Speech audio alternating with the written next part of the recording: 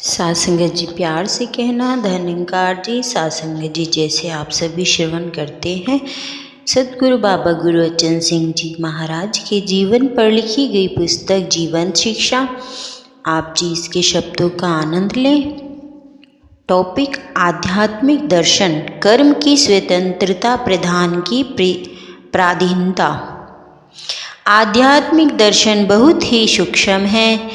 इसका कारण यही है कि आत्मा परमात्मा, दैवी विधान, कर्म व फल, आवागमन का चक्कर, जन्म मरण, संस्कार आदि विषय इतने सूक्ष्म हैं कि किसी विज्ञान की प्रयोगशाला में नहीं परखे जा सकते, बल्कि इनकी परख स्वयं अपनी आत्मा का अनुभव निराकार के साकार रूप सद्गुरु व दिव्य पुरुषों के वचन ही होते हैं।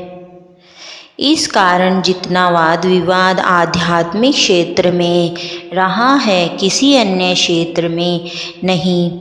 यदि मानव को कामिल मुर्शद अर्थात दिव्य पुरुष अथवा पूर्ण सतगुरु की शरण में आने का अवसर न मिल पाए या अज्ञानतावश शरण में आने से संकोच करता रहे, तो ऐसे दार्शनिक लोगों से वास्ता पड़ ही जाता है जो उसे सूक्ष्म फिलॉसफी के चक्रों में ही उलझाए रखते हैं।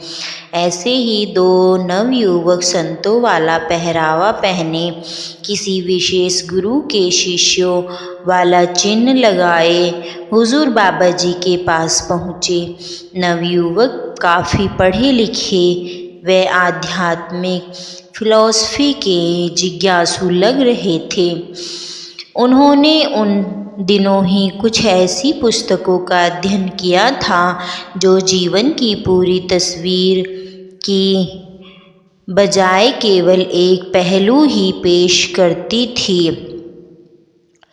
उनके मन की कश्मकश ने उन्हें विवश किया कि वे किसी पहुँचे हुए महात्मा से अपनी मानसिक परेशानी को दूर करवाए। जब वे हुजूर बाबा जी के पास पहुँचे तो अपनी मानसिक परेशानी को बताते हुए कहने लगे, बाबा जी हमारे मन में बहुत परेशानी है।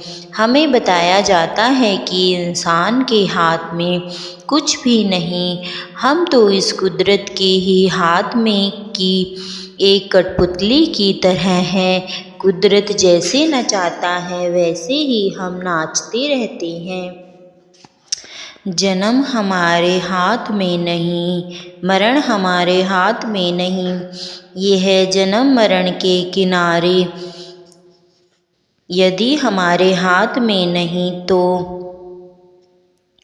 बीच का समय हमारे हाथ में कैसे हो सकता है। खेत का एक किनारा हमारे साथ हाथ में नहीं तो दूसरा किनारा भी किसी और के हाथ में है, तो बीच का हिस्सा भी किसी और का होगा। कम से कम हम तो उसके मालिक नहीं, फिर कर्म क्या करें जब हाथ में कुछ है ही नहीं।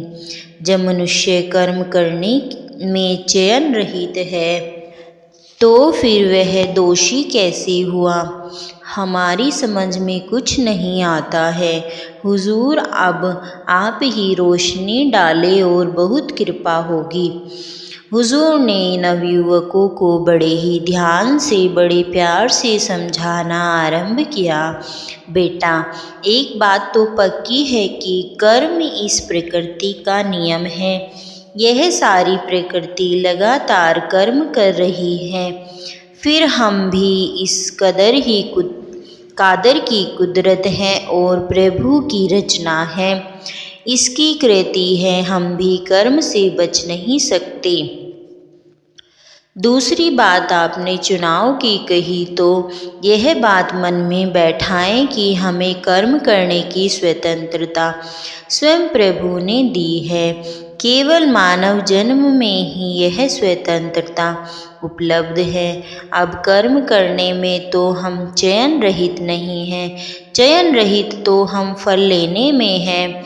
हमने कर्म चुनाव और उस पर मेहनत की, अब उस कर्म का फल हमें कैसे मिलता है, यह हम चुनाव रहित हैं, क्योंकि फल हमसे पूछकर नहीं मिलेगा। हमारी इच्छा के अनुकूल अथवा प्रतिकूल भी हो सकता है, सही भी हो सकता है और गलत भी। इसी को आप भाग्य का नाम दे सकती हैं। अभी कर्म की स्वतंत्रता और फल की पराधीनता की बात हो रही थी। सुबह से शाम तक हम कर्म करने में स्वतंत्र हैं। जैसे सुबह उठकर हम चाय का कप पिए या पानी का, चाय पिए न पिए, नींबू वाली चाय पिए या कहवा पिए, शुगर मिलाएं या न मिलाएं, इन बातों में हम स्वतंत्र हैं। पर इस चाय का हमारे शरीर पर क्या प्रभाव पड़ता है, इसमें हम स्वतंत्र नहीं। हमें खाने में नमक कम खाते हैं या नहीं खाते ताकि बीपी ब्लड प्रेशर बढ़ न जाए, मगर फिर भी अगर ब्लड प्रेशर बढ़ जाता है तो हमारा कोई जोर नहीं। इस प्रकार आप खेत के दोनों किनारों की बात करते हो तो हमारे हाथ में छोर तो नहीं, परंतु बीच का खेत तो है ना। इस खेत में फूल उगाएं या गंदगी भरें, इसमें हम स्वतंत्र हैं। यही कर्म की स्वतंत्रता और फल की पराधीनता कहलाती है। कर्म करने की अपनी मर्यादा है। जैसे पानी बहने को तो आज़ाद है, मगर बहता किनारों के अंदर ही है।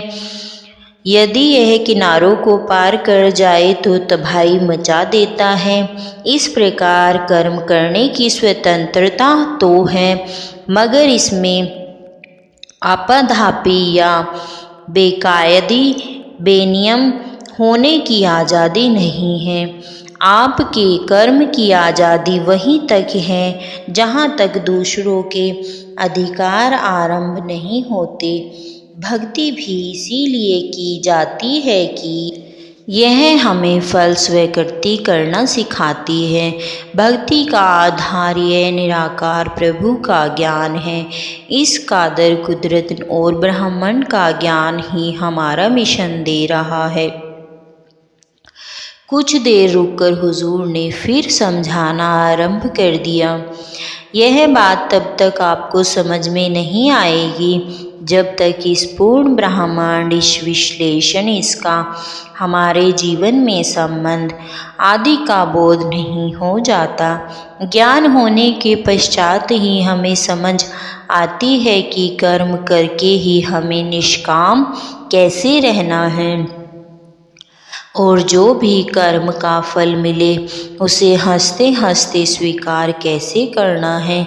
यह विषय अनुभूति का है, शब्दों द्वारा समझाने का नहीं। हाँ, यदि स्वीकृति जीवन का आधार बन जाए तो जीवन सहज में जिया जा सकता है। यदि सहज में कर्म के फल को स्वीकार करना और सहन आ जाए तो जीवन आनंदमय हो जाएगा। यदि जीवन का आधार होना चाहिए कि हम प्रभु इच्छा को हंसते हंसते स्वीकार कर ले, यदि यह धारणा मन में बैठ जाए कि प्रभु जो कुछ भी कर रहा है या करेगा हमारे भले के लिए होगा, तो जीवन में आनंद मिलता है। बाबा जी पूरे विस्तार में जीवन तत्व समझा रहे थे। दास देख रहा था कि उन नौजवानों के चेहरे पर संतुष्टि एवं प्रसन्नता के भाव स्पष्ट दिखाई दे रहे थे। उन्होंने एकदम बाबा जी के चरणों में सिर झुकाते हुए कहा, बाबा जी, हमें आज तक इतने सरल ढंग से किसी ने भी फल, कर्म, भक्ति रस आदि नहीं समझाया। हम तो कभी ग्रंथों को पढ़ पढ़ कर उलझ जाते हैं और कभी साधु सन्यासियों के द्वारा इसलिए जाते हैं कि कोई तो हमें यह फिलॉसफी भली भांति समझाए। अब आपने जो कुछ 3-4 मिनट में समझाया है इस समझ को लेने के लिए ही हमने अपनी जवानी के इतने वर्ष लगा दिए। हम आपका शुक्रिया कैसे अदा करें? उन नौजवानों की लगन, उत्सुकता और चाव को देखते हुए दास ने निवेदन किया, आप सत्संग में आया करें, फिर हुजूर के प्रवचन सुने। सारी फिलॉसफी समझने में देर नहीं लगेगी। उन्होंने सत्संग का समय पूछा और शाम को सत्संग में आने की इच्छा प्रकट करते हुए माथा टेककर चले गए। दास भी अपने कमरे में चला गया। आज के इस दृश्य ने दास को अपना बचपन और जवानी याद करा दी कि मैं भी कितनी श्रद्धा, मेहनत और लगन के साथ धर्म कर्म को ही जीवन का आधार माने बैठा था। कैसे संतों महापुरुषों के साथ घंटों बहस करते रहना और मन में यही ध्यान होना कि अपने वेद शास्त्रों के अध्ययन से संग्रहित ज्ञान से इन्हें चुप करा दूं, यह ब्रह्म ज्ञान की प्राप्ति की बात करते हैं। मुझे सारी थ्योरी की नॉलेज है। फिर तस्वीर का दूसरा पहलू सामने आ गया कि आज ऐसा लगता है जैसे इस अलौकिक शिक्षक ने हम सामने दास बिल्कुल अनजान, मूर्ख व नासमझ सा है और शायद इस ब्रह्म ज्ञान रूपी सागर के किनारे पर ही खड़ा इसका आनंद ले रहा है। डुबकी लगाकर हीरे मोती लगाना तो बहुत दूर की बात है। साथ संगत जी, प्यार से कहना धन निरंकार जी।